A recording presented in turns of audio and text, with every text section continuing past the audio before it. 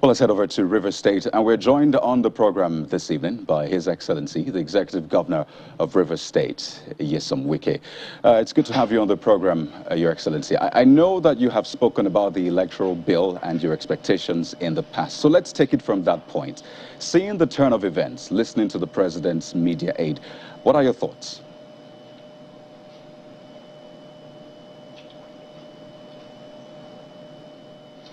Well, thank you very much for the opportunity. I want to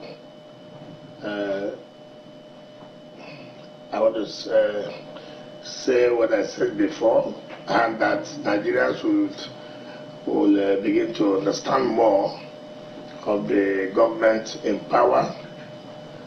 I did say, and it's very clear, that the President was not going to sign the Electoral Act Amendment Bill. So I continue to say it, and I stand firm, because I know Mr. President, and I know the government, I know the party in power. So many people are talking about direct primaries. That is not the problem. That's not the problem, because the major issue is the transmission, electronic transmission of results. Now, what the ruling party in their conspiracy is trying to deceive Nigerians, that the mere inclusion of the direct primaries in the Electoral Act Amendment is the problem why the President does not want to sign, or why he has refused to sign. So the issue is this: Mr. President signed the petroleum industry bill and then sent back for an amendment of that bill. Now, if the Mr. President means well for this country, and if the President, as he has promised Nigerians, that he wants to conduct a free and fair election, nothing stops Mr. President by assenting to this amendment and then seek for an amendment as regards to the direct or indirect mode of conducting the primaries of the various political parties. So if anybody tells you that admission from time that APC had wanted to support the electronic transmission of the result of 2023 election, the President must be a joker. Because I do know that in 2018-2019, why did the President not sign the issue of card reader? Because Mr. President was told, if you sign that, that of course will lead to a failure of the election. Now, they have now come back now to tell us again that one of the reasons why, or the major concern for Mr. President, is that of that direct mode of doing primaries of the political parties. And I did tell Nigerians, if you watch the day the Attorney General of the Federation spoke, you would know that it is clear that Mr. President was not going to sign it. So I don't know why Nigerians are worried that, look, they are shocked. How would you be shocked? You should have known the modus operandi. You should have known the antecedent of the party in power. So for me, what are you going to be shocked for? What are you disappointed for? You're only disappointed if you expected that, yes, this is what they are going to do. And knowing them, I know there's no way Mr. President will sign it, because all they did, they met and agreed, look, put this direct primaries to be a reason he could now use to reject the amendment being sought by the National Assembly. And they also know that National Assembly will be closing by 21st of this December, after they have passed the budget, and then they go on break. So people should understand this gimmick. And I really pity Nigerians when they come and tell them these stories and they're expecting Mr. President to sign this. That Mr. President has never been sincere, APC has never been sincere that are going to conduct a free and fair election in 2023. And why are people worried themselves? They should have known that that is what this party stands for. That's what this party, they don't want this country to move forward. So each time I watch them on television or any other, I watch the media assist, and I was laughing. Whom are they deceiving? I do know, and I told Nigerians one time, do not say you are disappointed, because Mr. President has never disappointed anybody. APC has never disappointed anybody. You know they won't do it, and they're not going to do it. And that's the truth of the matter.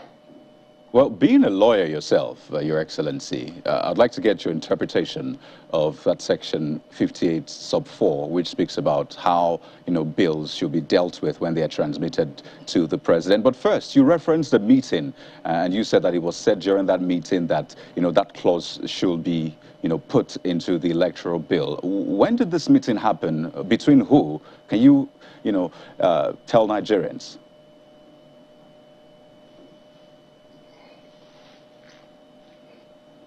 Please, you have to understand me. I didn't say Attorney General was in that meeting. I never said so. I said, if you had, when Attorney General was being interviewed in your channels for politics today by Shehun, you would know that they've already made up their mind that Mr. President was not going to sign this. I said so. Secondly, knowing the antecedent, knowing the modus operandi of APC, you must learn. You see, when you say party, when you say government, you know how to operate. Have they been sincere? What have they told you they will do, and they have done it? You should know. So you shouldn't be taken by surprise. It is not possible. So what I said was that the day Attorney General was interviewed, Attorney General said, look, that they are going to take into cognizance security implication, financial implication, this implication, and this and that. So if you read it, you will know that already a decision had been taken that Mr. President was not going to sign this. And again, it was a plan. How did they plan it? They know National Assembly was going for their Christmas vacation on 21st of December. Now, they had waited up to this time. Tomorrow is Monday. By the time they have received the letter, what can they do? The next day, they've gone on vacation. So, and then people do not understand the gimmicks, their strategies.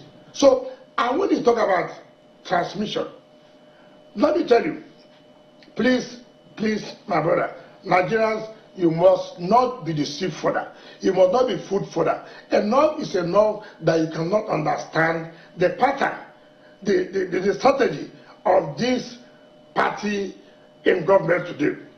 Now, Mr. President, having failed, I'm not going to, you will say, have I seen the letter? I don't need to see the letter to know that Mr. President, in fact, from what I said from day one and from intelligence, Mr. President, tomorrow, the National Assembly will receive the letter that Mr. President has declined his assets. But apart from that, the next issue you may want to ask me, what can National Assembly do? What can they do? By law, by the Constitution, they have a right to override by two-thirds of the two chambers to veto Mr. President's decline. But I have said severally, and without any apologies to anybody, there is nobody. The leadership of National Assembly, as we have it today, cannot, I refuse, cannot put in the agenda of the two chambers to say they will override, veto Mr. President's decline. I have challenged anybody who wants to hear it. I have challenged anybody who wants to know it. It is not a matter of sentiment. That is the truth. Because you don't have, in the National Assembly today, you don't have that. You don't have people who have what it takes to say, Mr. President, this is not right. Mr. President, this is wrong. We have promised Nigerians we want to do a free and fair election to the satisfaction of everybody. And no, even if a member, because for you to discuss it, it must be put in the other paper, and it will never be put. So do not bother yourself, and that's one Nigerians should know. They have no choice to come out to say enough is enough. Can we continue to allow this party to take Nigeria for a ride? Can we continue to begin to fold our hands and say, look, anything that they want to do, if that is the case, then everybody should go home and rest.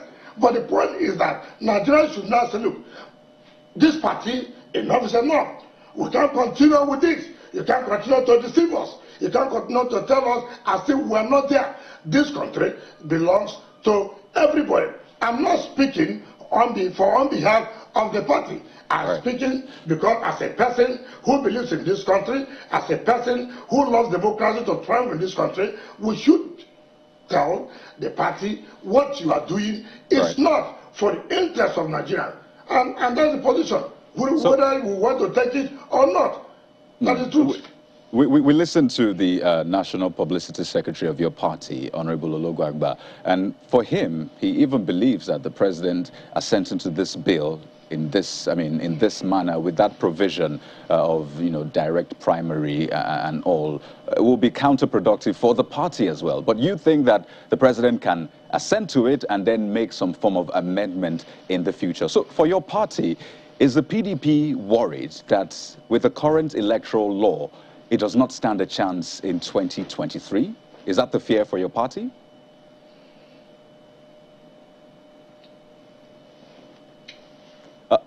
If you can hear me. Let's please go ahead. Talk about party.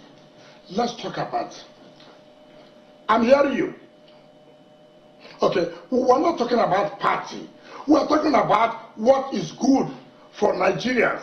What will make Nigeria to be respected in the community of nations as a country that believes in true, transparent, to elect leadership. That's what we're talking about. The publicity secretary of PDP and the spokesperson of the party has spoken. I am not the spokesperson of the party. But let me also say this. The issue here, I have said before, is not about direct primary or indirect primary. The issue that the APC smuggled that direct primaries in order for president to refuse the assent because there is a provision for electronic transmission of result, that if that was not the case, the president would have assented to it and asked for an amendment as regards to the issue of direct primaries or indirect primaries for the parties. So for me, it is not the issue of direct primaries or indirect primaries. They only use that as a reason why Mr. President should now decline assent.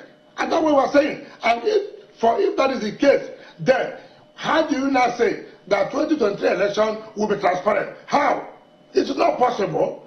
All you are telling us is that Nigeria will not be in a position to have confidence in the electoral process, because if you don't transmit results electronically, people begin to doubt whichever results that you are bringing in, and which has been happening before. It's like where you use security agencies to go and hijack materials, and results are written, and then you maneuver your way to the collection center. So it's not about our party. What our party is saying, Nigerians, with this refusal to assent to this electoral amendment, and is this party telling Nigerians that they should be hopeful there will be a free, credible, and transparent election? So for me, it's not about party. It's about the interest of Nigeria. When you elect people in a transparent way, they will have confidence in the leadership, and Nigerians will begin to hold leaders accountable. Because if you don't perform, Nigerians know that in the next election they will vote and throw you away. But if you don't have this, if you don't accept these results being transmitted electronically, where a situation I will use security agencies, where a situation I will go and muscle INEC to bring in results, and then by the time I win, I'm not doing anything.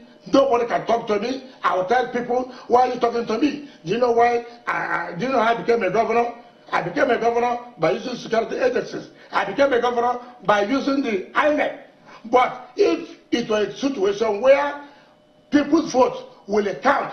Every public officer elected will sit up, whether you're in the executive, whether you're in the legislature, you will know if you don't perform, you have no choice next time to even come back to say you want to recontest. So that is the position we were saying.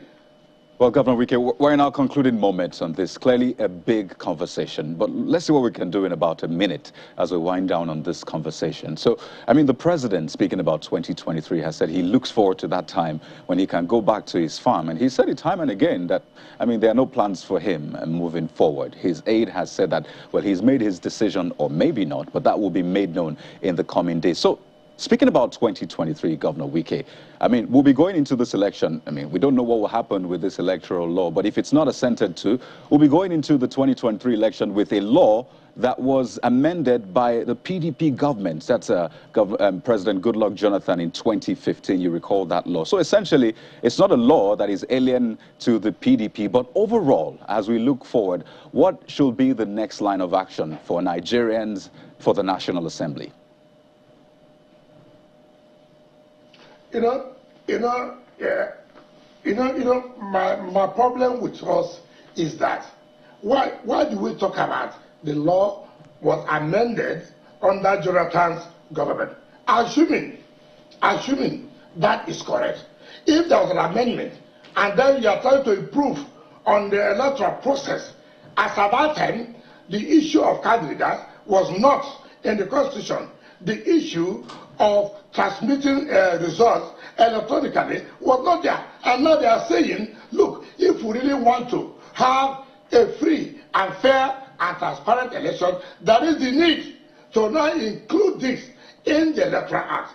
And Mr. President, like you said, has promised Nigerians that he's waiting for such a day. He will go back to his farm after handling or trying to hand over to whoever wins election. Now, by refusing to sign or to assign to this Electoral Act amendment, how do you now believe what Mr. President said is correct, is genuine? Certainly is not. But for what Nigerians expect from the National Assembly, which I am not one of those that expect, because like I've said before, none of them, none, not one, can stand up in any of the chambers to say, Mr. President, Mr. Speaker of the House, Mr. Senate President, we have to act for the interest of Nigeria. Let us override or veto Mr. President's refusal to assent to this amendment. So, yes, Nigerians believe that this is what the National Assembly should do, but I don't have that confidence. And I know that the President's Assembly, as well today, cannot rise to the occasion to give Nigerians what they want. So you should know, in all ramifications, the party, APC, has failed Nigerians. And that's the truth of the matter. That's the truth of the matter. Well, Your Excellency, the Executive Governor of Rivers State, Governor Nyesom Wike, certainly been a pleasure speaking with you on this one. It's definitely not the last we've heard, so the coming days will be quite interesting. Thank you again for your time on the program tonight. Thank you. Thank you very much. Thank you.